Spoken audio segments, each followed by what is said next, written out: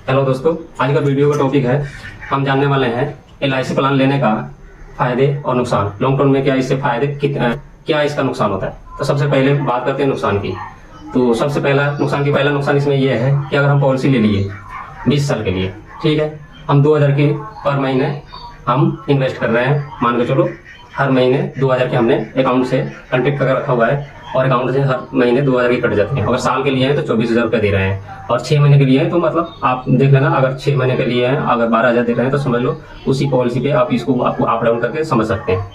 तो हमने ले लिया पॉलिसी और हमने 2 साल जमा किए। 2 साल में हमने 2000 के हिसाब से 48,000 रुपये हमने जमा कर दिया।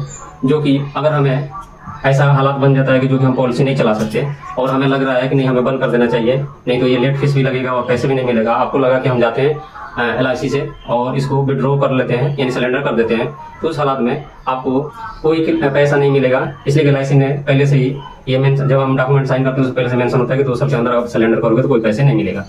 दूसरा ये कि 2 साल के बाद क्या होगा। 2 साल के बाद अगर आप चलाते हो पॉलिसी तो मान के चलो 2 साल से लेकर और आप 20 साल के प्लान लिए हो, अगर 19 साल 18 साल तक भी जाते हो प्लान चला लिया, अगर उस वक्त भी यानी इसके बीच में कभी भी विड्रॉ करना चाहोगे तो आपका जो भी पैसे जमा हुआ है उसका 70% ही पैसा मिलेगा। यानी कि रिटर्न तो छोड़ दो, जो पैसे जमा हुए हैं, मान के चलो आपने 1 लाख जमा कर दिया या 5 लाख जमा कर दिया या 10 लाख जमा कर दिया, तो मान के चलो 1 लाख ही जमा कर दिया और आप पैसा लेने जाओगे 20 साल से अंदर कभी भी तो आपको 70,000 रुपया मिलेंगे, कोई रिटर्न नहीं मिलेगा। ठीक है, सबसे पहला नुकसान। दूसरा नुकसान ये होता है कि हम पॉलिसी ले लेते हैं, अगर हम उस पॉलिसी को टाइम पे प्रीमियम नहीं पे करते तो पहली बात उसमें फाइन लग जाती है। जैसे ही आप लेट करोगे फाइन लग जाएगी। वो कितना भी इमरजेंसी हो या बीमार हो घर में, मगर पॉलिसी देना ही देना है। यानी कि अगर नहीं देते हो तो फाइन लगेगी। मान के चलो 1 तारीख का आपको किस्त है और 15 तारीख को टाइम है, 15 तारीख तक नहीं दिए, उसके बाद किसी कारण किसी प्रॉब्लम के कारण घर में पैसे की दिक्कत है, इस कारण 2 महीने 4 महीने यानी नहीं दे पाए तो क्या होता है 6 महीने के बाद पॉलिसी बंद हो जाती है। के बीच में जिस व्यक्ति की पॉलिसी हुई है अगर किसी कारण उसकी डेथ हो जाती है तो उसको कोई रिस्क कवर नहीं मिलता है। आपने जो भी प्रीमियम जमा किए सिर्फ वही मिलेगा, रिस्क कवर जो 10 लाख या 20 लाख का जो भी आपने जैसे ही प्लान लिया है तो इस केस में 10 लाख रुपए बनेगा जो हमने प्लान लिया 24,000 के हिसाब से, तो उसको बेनिफिट नहीं मिलेगा। तीसरा नुकसान, मान के चलो आप विड्रॉ भी करने चले गए मगर आप चाहोगे कि तत्काल आपको पैसे मिल जाए तो तत्काल पैसे नहीं मिलते, इसमें टाइम लग जाते हैं, कम से कम हफ्ता दिन, किसी केस में 10 दिन, किसी दिन के 20 दिन, महीना भी लग जाते हैं। चक्कर लगा ब्रांच जाना पड़ता है, फिर उसकी प्रोसेस होती है, उसके बाद ही लोन मिलता है। इतना जल्दी भी नहीं मिलता, तत्काल कोई काम नहीं होता। इसलिए कि सरकारी कंपनी है तो इसमें डिले होता ही होता है। बहुत जानकार होगा उसका तो तत्काल हो जाएगा, मगर ज्यादातर लोगों को देखा गया है कि 10 से लेकर महीना 2 महीने तक भी लग जाते हैं। चौथा नुकसान इसमें यह है कि बेगर एजेंट जो इनके होते हैं वो हमेशा झूठ बोलते हैं, झूठ बोल के पॉलिसी आपको दे देते हैं। उसमें क्या होता है आप पॉलिसी तो ले लिए मगर जो बताया गया वो पैसे मिलते नहीं है। दूसरा नंबर, उसके सिवा उस प्लान को सही से समझाने के लिए वो समझाते नहीं है, जो उनको मन आएगा वो दे देंगे प्लान और क्या करेंगे ये सारी चीजें नहीं बताते कि ऐसा ऐसा होता है पॉलिसी के साथ। वो कभी वो तो इसलिए बोल देंगे कि हाँ जब मर्जी आप लोन उठा सकते हो और जब मर्जी आप बंद कराना है बंद करा सकते हो, मगर ये चीजें नहीं बताते कि अगर 2 साल से पहले बंद कराओगे तो आपको पैसे नहीं मिलेंगे और 2 साल के बाद कराओगे 70% ही पैसे मिलेंगे।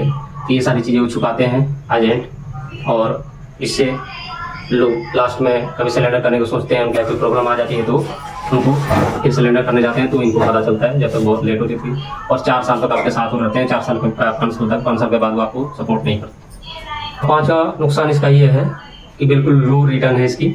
जैसे कि मान के चलो आप 2000 का प्लान ले रहे हो, आप कैलकुलेट कर लेना या किसी से पता कर लेना, अगर 2000 का प्लान लिए हो और 20 साल तक कंटिन्यू अगर पैसे डाल रहे हो, कंटिन्यू तक अगर पैसे डाल रहे हो तो उसमें क्या होगा आपको ज्यादा 11 से 12 लाख रुपए आपको मिलेंगे कंटिन्यू डालोगे तो। अगर आपका कोई प्लान है जो कि 20 साल का है, 15 साल ही पैसे डालने हैं तो उसमें क्या होगा, उसमें आपको 9 से 10 लाख रुपया ही उसके लास्ट प्रीमियम मिलेंगे। ठीक है, तो उसमें क्या हो जाता है कि अगर इस पे क्या 8% का इंटरेस्ट होता है, मतलब लास्ट 8%, 8.5% या 7% का रिटर्न देती है। अलग अलग पॉलिसी में अलग अलग होता है। तो इन्फ्लेशन डेटा है, जो महंगाई दर हमारी बढ़ रही है वो 6% से बढ़ रही है तो जहाँ पे आप 2000 का महीना करके और 15 साल तक 2000 के किया, उसके बाद 5 साल के लिए होल्ड हो गया, तो उस पैसे पे जो इंटरेस्ट जो इन्फ्लेशन डाटा है वो मान के चलो कि LIC का बन गया 11 लाख रुपया, और जो इन्फ्लेशन है आपकी जो बढ़ रही है, महंगाई जो बढ़ रही है, वो बन जाती है आपको 9 लाख रुपए। तो ये समझ लो कि 20 साल आपको उसके लिए मेहनत करना पड़ता है, सिर्फ 2 लाख रुपए इन्फ्लेशन को बीट कर पाता है। इस टूट जाती है तो उसको आपको फाइन लग जाता है, तरह तरह की चीजें होती हैं, तो जाकर ये 2 लाख रुपए मिलता है, वो 20 साल के आपके जो पैसे पे 2 लाख ही फायदा होता है, बाकी इन्फ्लेशन का कम है। इसलिए ये सबसे नेगेटिव बात है। ये सोच रहे हैं कि पैसे हम सेव कर लें तो ठीक है। अगर आप ये सोच रहे हैं कि इससे हम अमीर बन जाए, इससे अमीर तो नहीं बन सकते। पैसे सेव रहेंगे, पैसे की वैल्यू जैसी की तैसी बनेगी।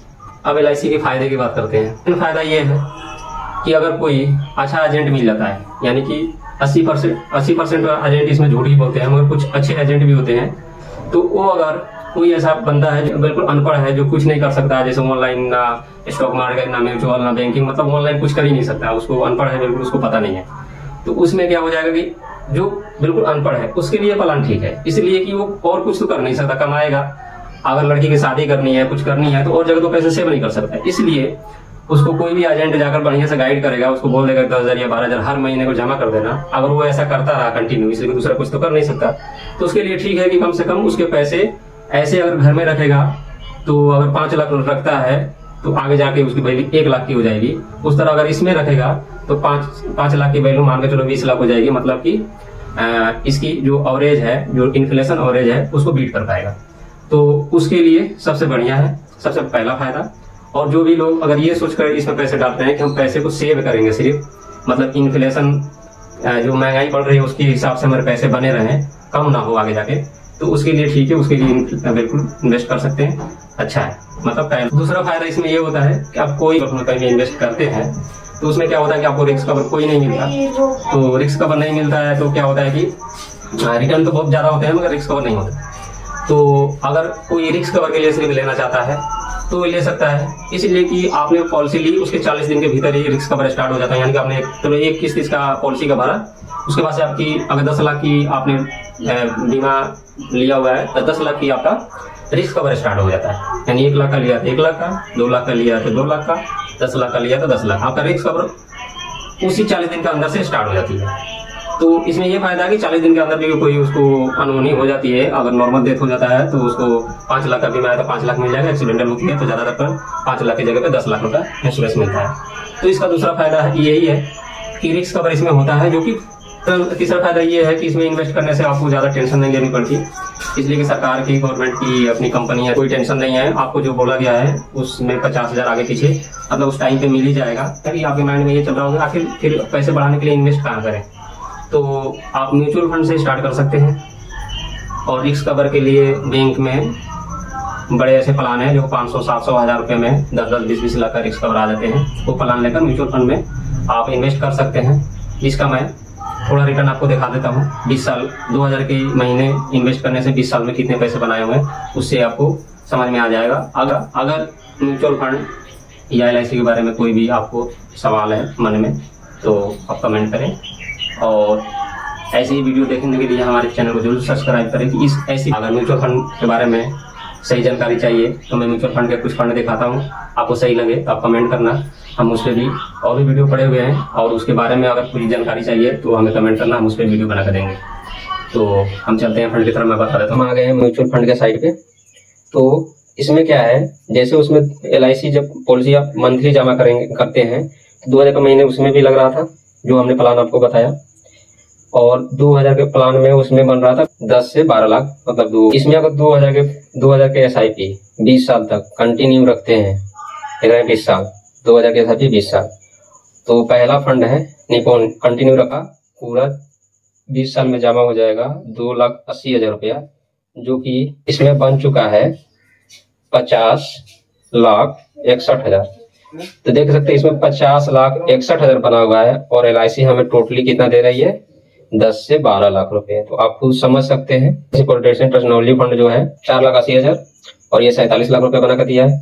ऐसे देख रहे हैं सारे में सेम ही जमा हुआ है, इसलिए एक ही में चल रहा है। तेरह ये 44 बना कर दिया, 43 बना कर दिया, 42 लाख बना कर दिया, 41 लाख बना कर दिया, ये 43 लाख बना 39 लाख बना कर दिया, ये 39 ये 36 लाख। मगर देख सकते हैं कि 36 लाख, 50 लाख, 39 लाख, 45 लाख, 50 लाख तक ये बना कर दे रहे हैं। तो आपको अगर वो ठीक लगता है तो वहाँ पे आप इन्वेस्ट करें। अगर यहाँ पे इन्वेस्ट करना है, इसके बारे में अगर जानकारी नहीं है तो हमें कमेंट करें क्या चीज़ इसके बारे में जानना चाहते हैं, तो हम उस वीडियो बनाएंगे। तो आज की वीडियो में बस इतना ही। Okay bye.